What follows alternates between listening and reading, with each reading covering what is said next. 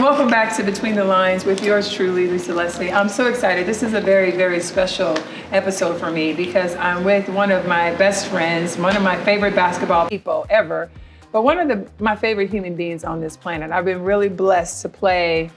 How many years we play together, Dawn? A lot. A lot. A lot. I don't even know. We lost track. Yes. But for us to play basketball so long together and have a really authentic, amazing friendship, I appreciate you coming on the show first. But let me read some of these accolades, because girl, they started telling me stuff. I'm like, I can't even remember all that.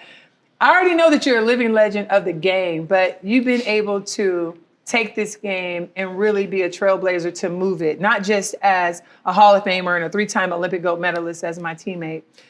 Remember the time you told me to give you the ball back and you hit the game-winning shot? Mm-hmm, mm-hmm. Uh-huh. You know how much was on the line too, though, right? Yeah, I saw you. Okay, thank you. But I got you the ball back. We won the game. Little bit, I call her a little bit. She hit the shot. The greatest point guard I've ever played with. Yes, sorry, Teresa, but Teresa was great too. Sorry, Tease. Yeah, don't say. Anyway, she's a fearless leader who's changed the game on and off the court. You've raised a generation of these new hoopers that are really trailblazers that we see coming along. You've changed a program with South Carolina and put a program on the map, and I got a chance to go see you in action. The people love you. The community loves you. So I really appreciate you sitting down having this conversation with me. But can you just tell me, when you think about being your young self, did you dream that all that you've accomplished and where you are now was even possible? Strange thing is, I really wasn't a goal setter. I actually had 2 goals, and that was it. What? Like 2. I'm hearing this for the first time. For you real? wasn't a goal setter? I wasn't, really. 2 goals. And it was the 2 things that I saw women play on television. National championship game and gold medal game. And then when you're growing up playing the game and playing sports, you didn't see women on TV that much. Mm-hmm. So when I did see women on TV, I was like, okay, that's what I want to accomplish. That's what I want to do. Wow. So it was the thing that really drove me. Other than that, like, I let God just kind of take me where he wants me to go, and still to this day. Yeah. I mean, like, I don't outwardly say I want, I did want to win a national championship. I did want to be, but the other stuff that comes with the success or the failures wasn't really one that set goals to be an All-American or set goals like the conversations that I have with young people. Mm-hmm. They have goals.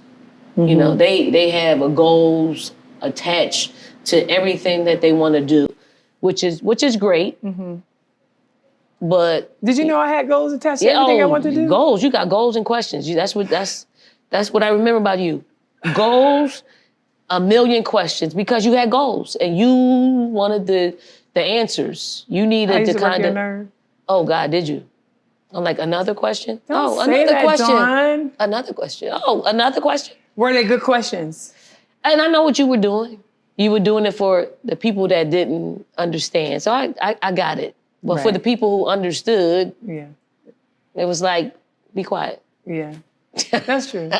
But I did, because, I'm such a feeler of people. And I feel like as a team, and only way we're going to win, 1 through 13 has to be on the same page. But we also knew that 10, 11, 12, and 13 don't understand everything we're doing. So I feel like as a leader, I had to ask the questions that they were afraid to ask. You got it? You got it then? 100%. Yeah. 100%. All right. I digress. Okay. So you understand me. I want you to know, first of all, we're here because of our partners with Eli Lilly and Company. We really appreciate their support. They bring so much awareness.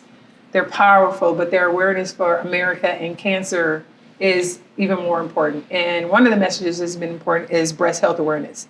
When breast cancer is detected early, it is located and considered lower stage cancer. I know I shared a story with you before about my mom, but 5-year relative survival rates can be as high as 99% when detected early.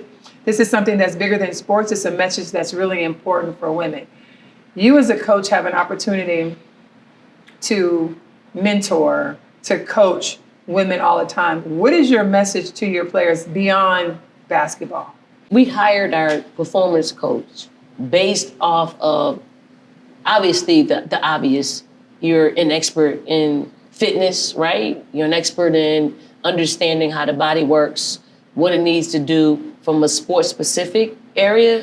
But I wanted someone that understood fitness from a human being and being a female athlete. What things you need to do, precautions you need to take in order for you to reach your peak performance, yes. right? And then life habits beyond basketball.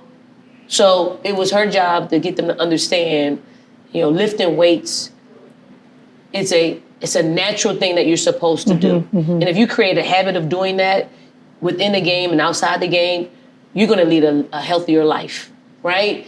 We had a very near dear friend of ours, teammate, Nikki McCrae, who was diagnosed with breast cancer. And because of that, the young people that we were coaching got a real bird's eye view of what's needed when it comes to women. Women have to go see the doctor. Women have to make sure their bodies are working properly. And if they're not, then you need to speak up. So we're more of advocates of making sure your body is working the way it's supposed to, and not, sometimes as athletes, you just take on certain pains because we have to. We train our minds to do that.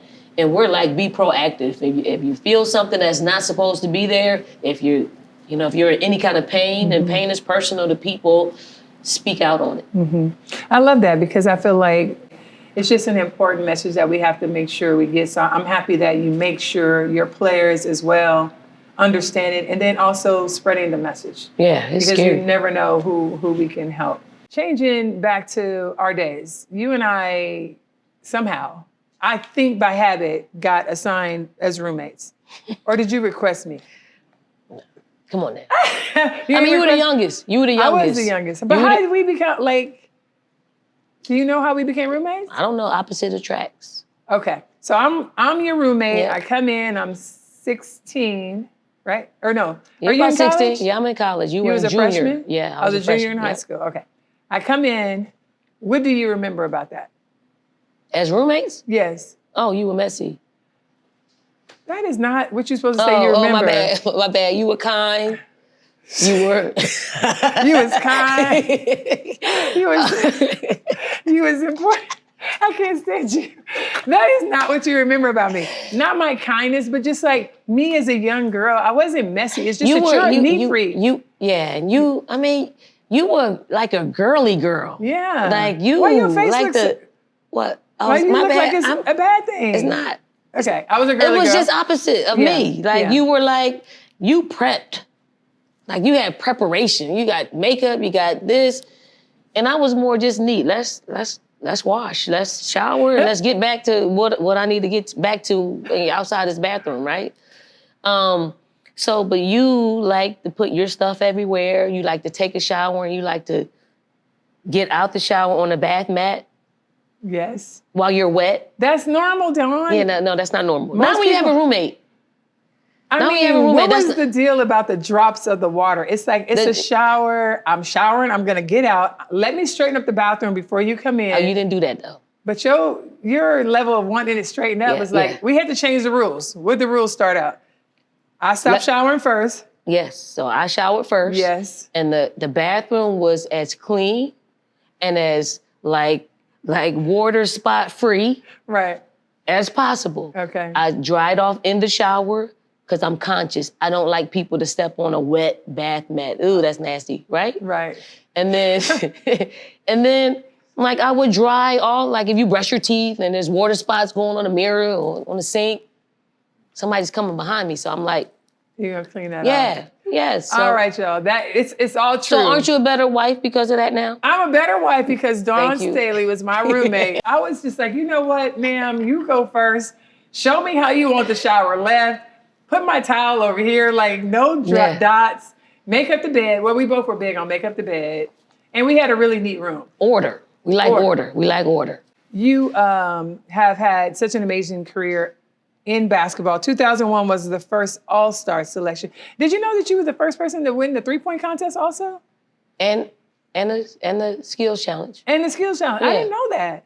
I learned that last night. Yeah. Go ahead. You was representing. You was knocking down the 3-ball too. Listen, yes. You remember yes. how many you made? More than everybody More else. than everybody. That's all that Yes. matters. That's all that matters. I just, you know what? You know Renee Brown, right? Yes. You know how Renee used to ask us to do these things, like enter the contest. Yes. Can you do it for me? Can you? And I'm like, no, I don't do the skills challenge. I don't want to do the 3-point, right? Yeah. And then by the third ask, I'm like, all right. Let me But go look out at here. that. Yeah, let me go out here. And I don't know who my competition was. Yeah. But I know We gotta find some video on that, They y'all. didn't have me as the dark horse winner or the winner at all. I don't even think they had me moving to the finals. What? But look at God. Look at God.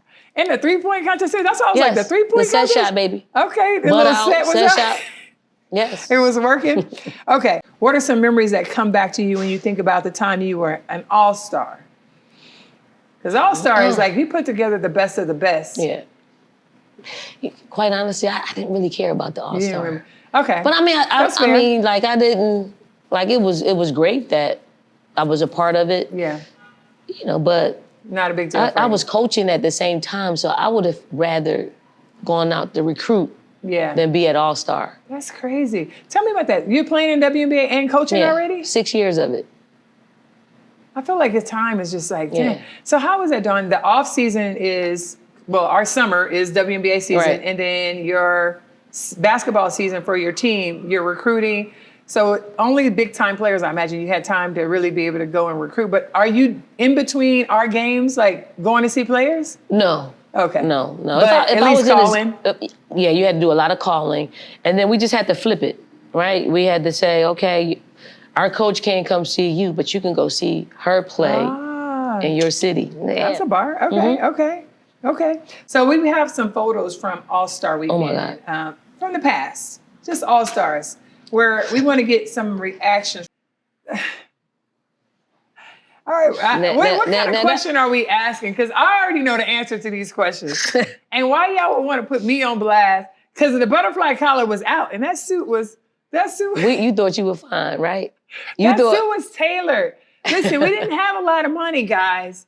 They got you in the clouds too because they thought you were gonna fly away with my collar. And then you see the feather. Let Put me the see hair feather. forward. That's called today they call that the curtain bang. You guys know the curtain bang came back, but that's what that was there where you kind of bring it forward. Is that really an all-star picture? Oh no. Don't talk bad about me. I thought I was I'm not. fly. You pretty though. Oh, it's cute. I got my lipstick on, don't let it fool you. Hey, ooh, too much eyeshadow. All right, what's next? Excuse me? Is anybody selling corn? Because the toes are out.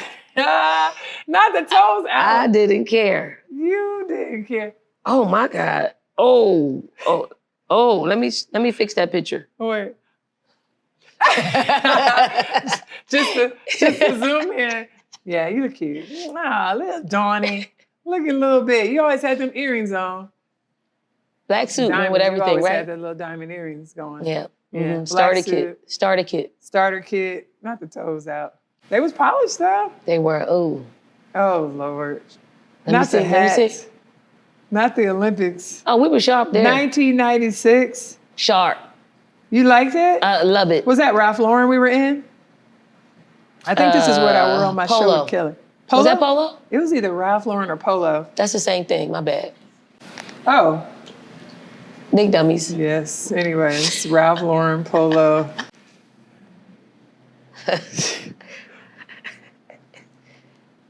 Seersucker, baby. Let me see. Seersucker. I see it. Oh my God, the toe. What'd you have open-toe shoes on for? Because I didn't care. You I don't care. I'm confident. You confident? Yes. Listen. These toes have taken me to a lot of places. Yes. Some Gucci Those sandals are Gucci too, sandals? Yes. They're Gucci sandals, Yes. though. Of course they were. Ooh. I know. Don't do it. Don't zoom I'm gonna go in. like this. Yeah, don't zoom in. There you go. See the soft smile though? I like the seersucker. Yeah, soft I got smile. this suit. How can we make this work again? We can make that work again. Can we? Yes. We'll have to talk about that. I have this suit still. What was the soft smile? Oh, why? Where am I going? Solid gold. What's his name? Mr. T? Mr. T was out around here, right? Look at the earrings. I felt like I was like The Egyptian. I was Yeah, you were gold, actually trying to grab that modeling contract. Yeah, I was trying. Yeah, it missed you though. It missed me. Actually, no. Face card was still good though. Too much makeup. Who put all this blush on me? My gosh. Is that it? That's enough. That's depressing. Oh gosh. Good thing we got money. We can get some cute clothes now. I'm just saying. Do we have money? A lot. Well, we do. But the thing is when you are a person who we both love fashion, but you couldn't afford it. I mean, a lot of my clothes were men's clothes. You're trying to tailor a men's blazer, a button-down shirt. I try to wear it open. Then we went to Italy. Then I put a scarf. You remember when I used to put the scarf around my neck? That's what I was looking for in that picture, the 1996, right? That's what I was looking for. Put the scarf around my neck. I was very Parisian in that moment. But listen, basketball has taken us around the world. What is your favorite place to go to, city, country that you've been in? Well, from a basketball, I'm not talking about shopping yet. From a basketball standpoint. Oh, do you remember? Do you remember we went to Australia? Yes. This the hotel. The time we met Ice Cube? We can't Tell that story. That hotel was the best. It had the curtains were remote control. Yeah, remote control. We were before our time. Before our time. I remember that hotel was the best hotel. Ever. Do you remember we went on safari? Yes. We held the koala. The koala. Why are you acting like, do I remember? We have pictures of this. Because I don't remember, and it's coming back, yes. We have pictures. Remember the time when you dared me to get on the camel? Yes. And the camel went in a circle? I was so scared of the camel. Yes. Remember when you were haggling? I love to haggle, yes. Yes, haggling, trying to get the money down. I did, I got it down. On the blankets, we got 2 blankets. Yeah, we were at the Great Wall of China. Great Wall of China. Gosh. Dawn, we've been around the world together. It's amazing. Around the world. So which one is your best? What's your favorite? That was your favorite? The Australia. That was my favorite. Okay, yes. Now shopping. Is it Paris? It's Paris. Now I understand how it works. You can go to Paris and your dollar gets just stretched. Yeah. Let me just say this. Kim Mulkey does fashion that speaks to her, and that's her brand, and it's very ostentatious, if you will, over the top, and that's her thing. But I feel like you've changed the game in a way that to make a coach want to get out there and look cool, and it doesn't necessarily have to be some people do stilettos and pencil skirts, but you've been able to blend luxury in a way that's comfortable, cool, it's easy, it speaks to you, but in a way where we all are fangirl, what Dawn got on today, for the culture from a fashion standpoint, because you are, so. Maybe I'm biased, but I really believe that. I recently talked to Stephanie Dosen about the dynamics between a big and a small. We immediately talked about having great chemistry and just the importance of that connection from the point guard to the post. What was your favorite part about my game, maybe? And maybe I'll tell you a little bit about what's my favorite part about yours. Okay, you weren't a gamer. You had a standard. You had a daily standard that you played by, that you prepared by. And you never faltered, no matter who was around you. You always serious about it, and you wanted to win, every time that we step on the floor. So that, for me, it was a great comfort because I was the same way. I wanted to win, right? And it was great comfort to know that I could put the ball in your hands, and it was great comfort to know that when you weren't playing up to your standard, I could talk to you and kind of give you some censored words that would motivate you to take it to the next level. I would tell you, hey, you're the best player in the world. We need you. Right. And that's all you needed to hear in that moment. And then the next thing you know, you are shouldering us to the finish line. Yeah. That's what I liked, and then it didn't, how I spoke to you on the court didn't impact our friendship off the court. For sure, yeah. I love that. I think, thank you. And I think for you as my teammate, I don't know if there's a lot of players that literally in those moments make you want to be a better person and player. And I think that's what I found from you from day one. I don't remember all the details of like when we were first roommates, but just you were always trying to make me better. And even the thing about the bathroom where I'm like, oh, okay, that makes sense. And, you know, I come from the inner city. I got a few sisters and all of this, but the situation I come from was different. But just, I'm always been a lover and a person who wants to, you know, be kind and be helpful. And you made me a better person. And I think through that, I grew respect. Like on the court, you made everybody else better, but you made me better. And I think playing with you, having the honor to catch your passes, whether high, low, on the dime, or a little bit off the dime, it was just like, I had to get it. I had to get the ball. I didn't want to disappoint you. But I think the other thing is, you know, the way that I worked in my work ethic about basketball, that I felt like we were the exact same. We came in different packages, but it was like, today, practice, I don't care who we playing against, anybody can get it. Our level, and we didn't care whether practice was game. Like practicing the game is blurred line for us. And I know that now, being an adult looking back at that, I realized, wow, so many people take off from practice, or practice is just practice. And when practice is everything. And I'm sure as a coach, how does that translate for you now when you see that and try to get that message across? It's hard. Like my coaching, like everything that I, like the fabric of how I coach comes from my USA days. Yeah. Like all of it. You have to create good habits. And you really, game days come twice a week. You're not creating habits for 2 weeks, 2 days a week. So it comes from your preparation and your practice is where can we create the edge? You know, what if somebody's working as hard as you're working? What's your edge? There's not an edge, right? So is it watching film, right? Is it having discussions about, you know, where you want the ball, the precise position that you want the ball? So we were always thinking about winning, and anything that we had to do to win, we were doing. Meeting early. All of that. I mean, people don't even know all those stories. Even playing cards. Like you're creating like a competitiveness, you know, an urge to win.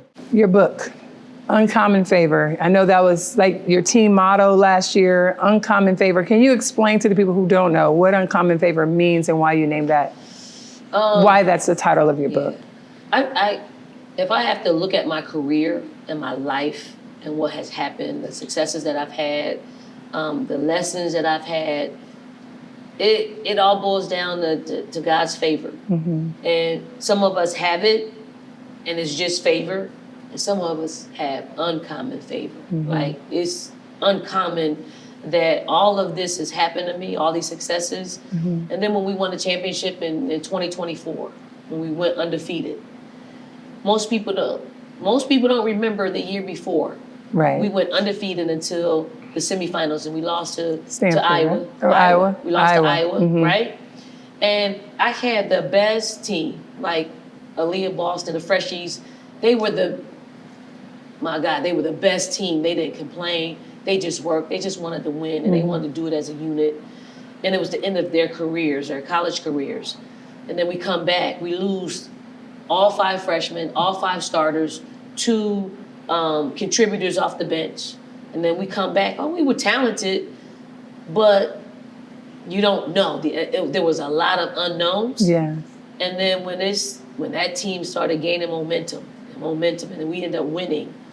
And I'm like, and I cried, like, and I don't cry. I know. But I was full, like, like it pouring over in you. It was, and I was mad in 2023. Like, you ain't supposed to question God, but I was like, yo, what's up? Like, what, why you do that? Like, why you? And then when we win, I'm like, he was like, it's plain. I can show you better than I can tell you. Yeah. Right? And he did. He took the most unlikeliest group and won a championship in an undefeated way. So, I mean, I went through different titles. And I'm like, nothing really fit. I kept, Uncommon was one of them, and I couldn't quite, it didn't feel right until we, Uncommon Favor. It had to be that. And then all the lessons in it, you know, it is I mean, I don't like to push my religion on people, but it's No, you gotta be personal to you. me. Absolutely. It's very personal to me. Yeah. Like my relationship with God is personal to me. Yeah. I really understand who's the reason for all seasons for me. Yes. Some people will understand that. Yeah. Some people won't. Some people will question it. Some people say, well, why do you have to bring religion in? And I'm bringing religion in it because I'm telling my story. Amen. And religion is part of my story. I grew up Mm-hmm. in a household with a faithful woman and my mother who... Oh, Miss Stale, rest in peace. Yes. I mean, a praying mama. Yeah. That prayed for this. Like, I didn't know she was praying for it, but she was praying for this. Yeah. And the book is just a tribute to her, to North Philly, to basketball, to God, and all the things that he's done for me. Good job. Oh. All right, last question. In your coaching career, you've seen many changes to this sport. We've all seen it. What do you think remains true when it comes to mentoring young players, which we kind of talked about, but how do you balance pushing athletes towards excellence while also teaching them like to take care of themselves? I think one, you have to build trust. Like you have to have a player-coach trust. Yeah. Whether they like you or not. Like you have to give them the truth. I'm my authentic self. We both over 50. Once you hit 50, your life leans out, right? You know what you like. Hot. Yeah. You know what you like, what you don't like. Yes. And when something isn't right, we address it. Yeah. So that's look, sound, feel is how I coach our players. Mm-hmm. If something looks, sounds, or feels off or wrong, I gotta say something. Yeah. If it feels great and right, I gotta encourage it. Yeah. So that's it. Like the more, like you have to condition your players to your style. Yeah. Not, I mean, do I yell and scream? At times I do, but it's called for that. Yeah. Do I love hard? I love hard. Like I'm equally as enthusiastic about something that I'm correcting than I'm praising. Yeah. Like you got to notice the difference. I mean, young people operate from a space of being loved, like being loved, being heard, being a part of game planning. Like I'm inclusive when it comes to all the things that they want to do now. Yeah. Sometimes you got to executive decision some things because I watch more film than they do. Yeah. Like you can like something in the moment, but over the course of a game, that may not work. Right. So you gotta balance that. So I just really love the dynamics of helping young people create these habits that will last for as long as their basketball careers, but also in life. So when you're able to make that connection and they finally get it, because there are times where they don't, the process says there's pushback. Yeah. But when they get it, it's amazing. I have a insatiable desire for that moment. Yeah. So I'm staying in it until every one of my players has that aha moment where, okay, I see what she's talking about. It doesn't always happen in college. Sometimes it happens in the pros. Yeah. Oh, this is what she was talking about. Yeah. So that's kind of the cool process of helping young people. Listen, we got so much we can talk about. I didn't even bring up Aaliyah, Boston, all of the Gamecocks that are in the WNBA. We're gonna wrap up for now, but you gotta come back another time. We have to do it. We need to chop it up. We need to get our own show. I love you so much. I appreciate you as a friend, as a coach, as a mentor, as a big sister, everything. Love you so much. Thank you. Love you. Friendship is essential to the soul. Essential to the soul, yes.